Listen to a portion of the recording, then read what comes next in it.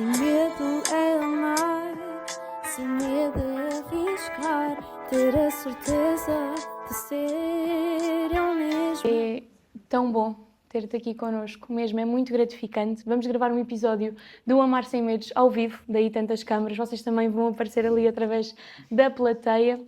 Portanto, vamos lá. Inês, gostava de te começar por perguntar, tu tens uma organização que é a Não Partilhes, como é que surgiu esta organização na tua vida, porquê? Fala-nos um bocadinho dela.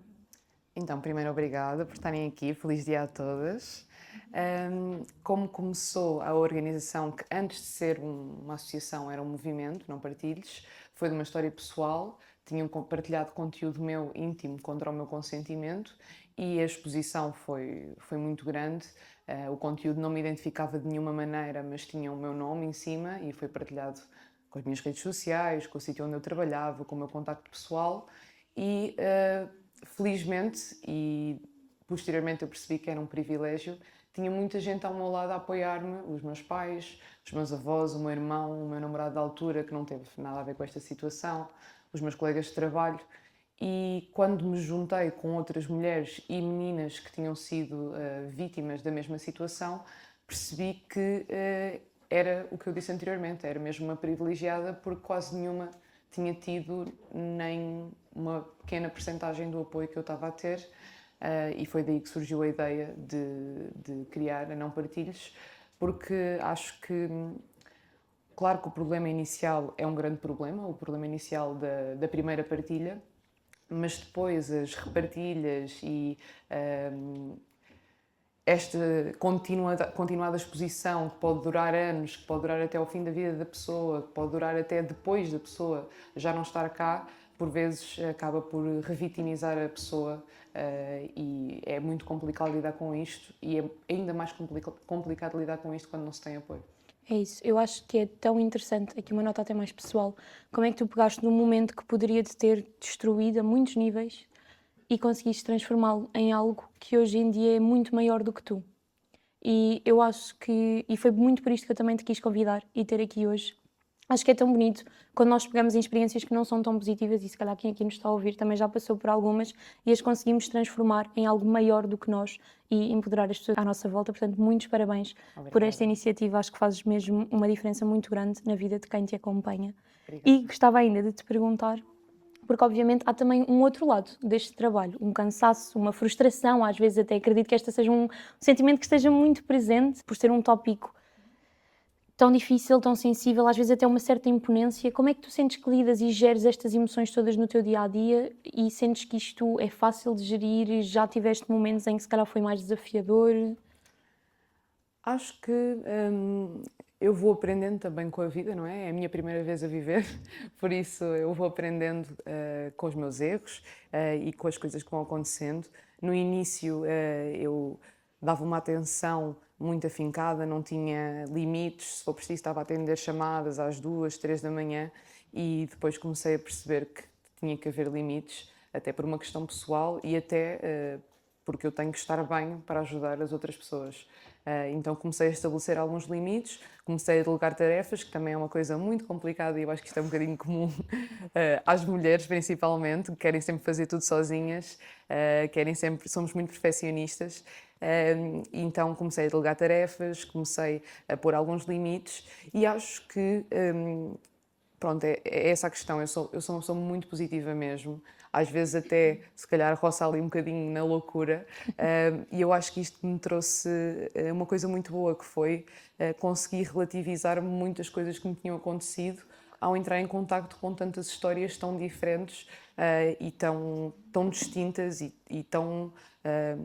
não posso dizer graves, porque para mim são todas graves, mas que me tocavam de uma maneira tão intensa que eu comecei a relativizar algumas coisas que me tinham acontecido, coisas que eu nunca, ou que se calhar até ponderei em alguma altura dizer-me a mim como também se calhar não devia ter confiado naquela pessoa, ou também se calhar eu devia ter tido mais atenção, eram coisas que eu depois nunca diria àquelas pessoas. Então foi quase um processo de cura também, ajudar a curar outras pessoas.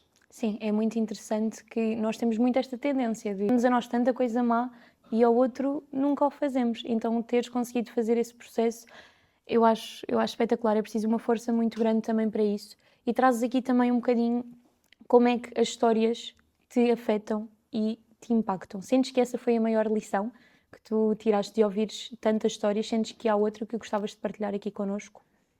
Eu acho que essa foi uma grande lição, mas foi uma lição, obviamente, um bocadinho centrada em mim, não é? Claro. Acho que a maior lição que tem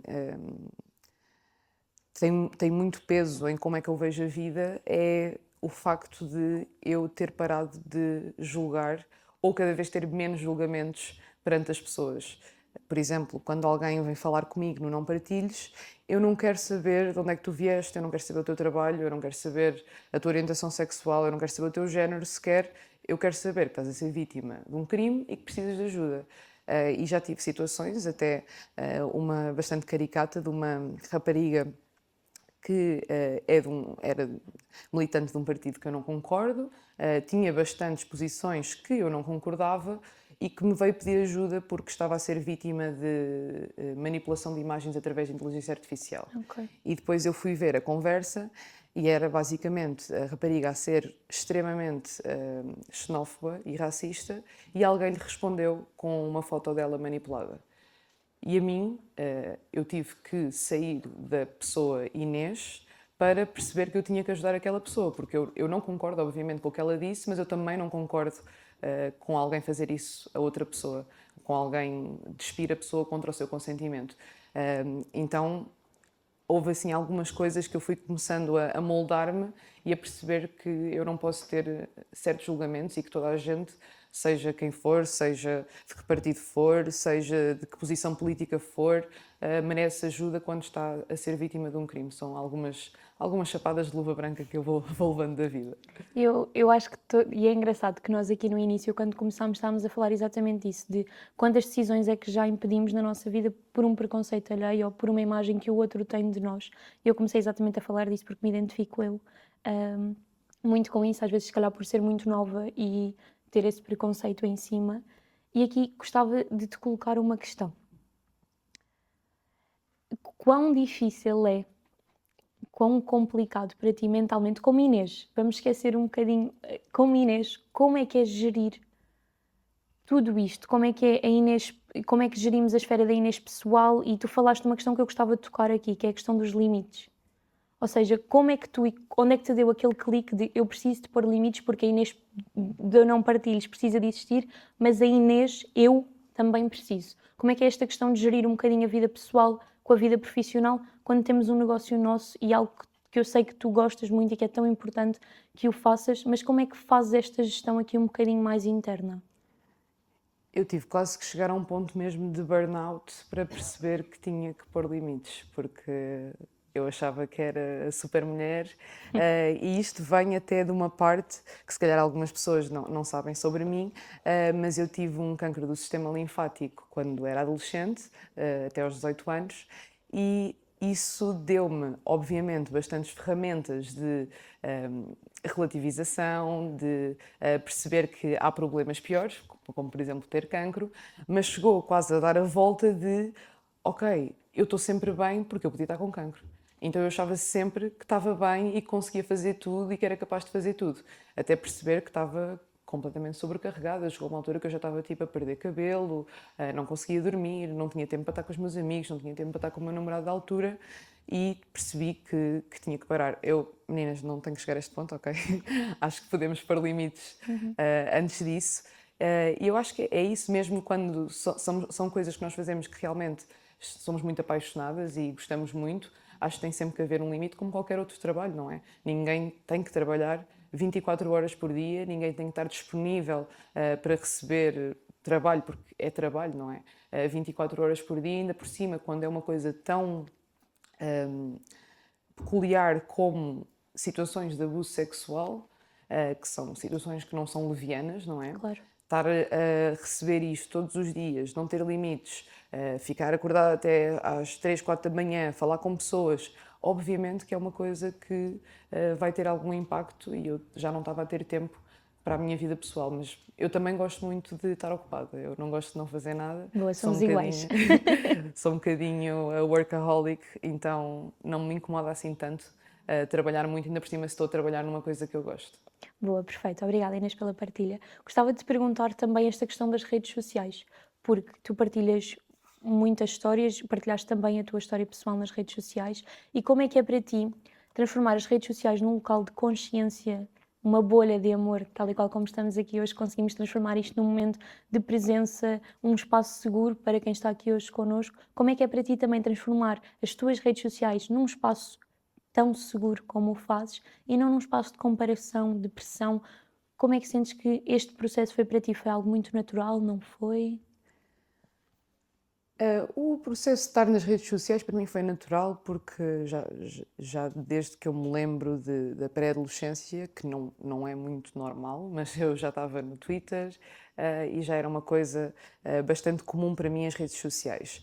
No entanto, o meu comportamento perante as pessoas, como eu sempre fui bastante alvo de críticas, de boatos, de ofensas, de ameaças, eu tornei-me bastante reativa. E eu ao vivo sou o contrário de reativa. Eu não me lembro da última vez que levantei a voz, não me lembro da última vez que discuti, não me lembro da última vez que realmente me chateei. Eu não sou uma pessoa que se chateia, mas depois, igualmente como as pessoas que vêm falar comigo e que me ofendem, eu também sou muito mais reativa nas redes sociais. Então houve um processo de eu começar a tentar ter calma e a tentar afastar-me e não agir de cabeça quente, não responder de cabeça quente, e na verdade tem tido ótimos resultados. Há muitas pessoas que comentam os meus vídeos a dizer. Quando são contas falsas, eu simplesmente bloqueio. Mas quando são contas verdadeiras, eu muitas vezes vou falar com a pessoa e na maior parte dos casos a pessoa acaba por pedir desculpa e dizer: olha, tinha percebido mal, se calhar não te conhecia bem, se calhar tinha ouvido alguma coisa que não estava certa, mas pronto, eu nem sempre tenho tempo e nem sempre tenho vontade também. Às vezes também não me apetece assim tanto estar a debater com alguém que me está a chamar nomes ou a dizer uma coisa monstruosa sobre mim, mas já aprendi que não posso, ou, quer dizer, eu não julgo quem o faça, mas eu prefiro não responder numa moeda idêntica ou estar ali a entrar em debate com alguém que só quer ofender ou só quer, sei lá, humilhar. Já tentei afastar-me um bocadinho, mas não foi todo um processo natural, foi novamente eu a aprender com os meus erros, eu a aprender com as situações da vida e fui-me adaptando.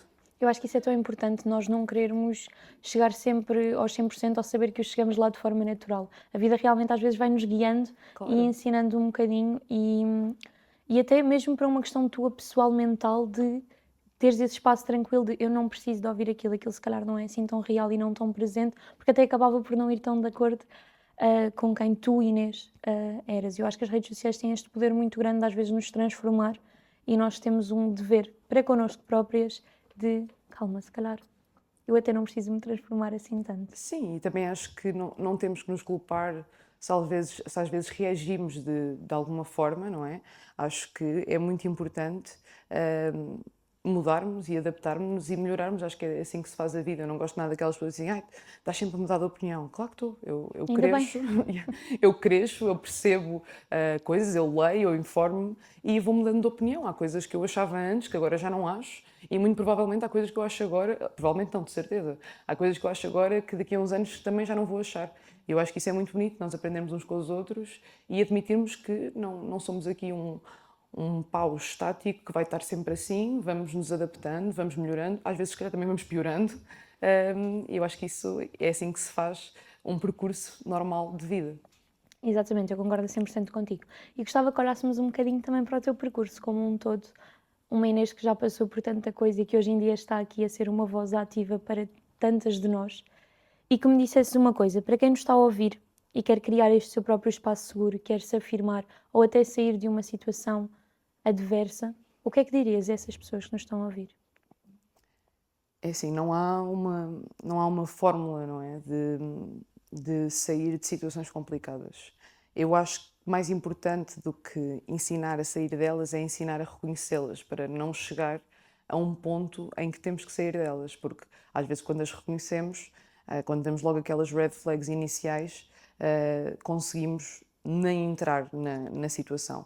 No entanto, eu sei que isso não é 100% consecuível. Eu sei que muitas vezes, mesmo acontecendo e vendo as red flags, ou se calhar na altura não estamos conscientes, se calhar na altura estamos um bocadinho mais vulneráveis e aquela pessoa até tem umas red flags, mas depois também tem umas coisas boas, então nós ficamos ali meio-meio, mas acho que é importante estarmos conscientes dos nossos limites, não é? Do que é que a pessoa está a fazer que realmente não nos está a deixar confortável e haver comunicação, porque a pessoa até pode estar a fazer alguma coisa que não nos está a deixar confortável, nós comunicamos e a pessoa pede desculpa e as coisas ficam normalizadas.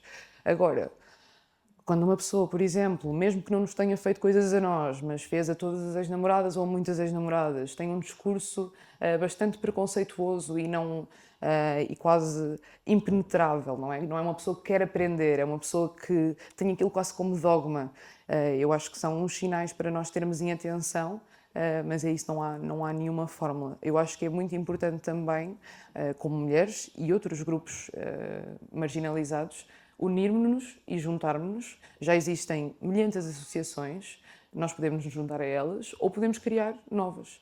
Eu acho que é muito importante fazermos esse papel que, infelizmente, nem sempre o Estado faz e muitas vezes sentimos-nos sozinhas na nossa bolha e pensamos: será que eu sou a única a passar por isto? Será que isto nunca aconteceu a mais ninguém? E depois vamos ver e, se for preciso, há uma associação com centenas de pessoas que já passaram pelo mesmo, ou pelo menos uma associação que fale para pessoas que passaram por isso. Então acho que é mesmo muito importante organizarmos. Eu acho que isto é um poder de todos e é um poder que é permitido perante a lei portuguesa.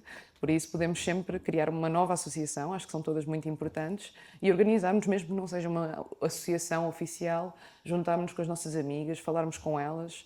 Se tiverem amigos também, juntem-se com os vossos amigos, falem com eles sobre estes assuntos e criar aqui uma bolha confortável. Isso é tão bom.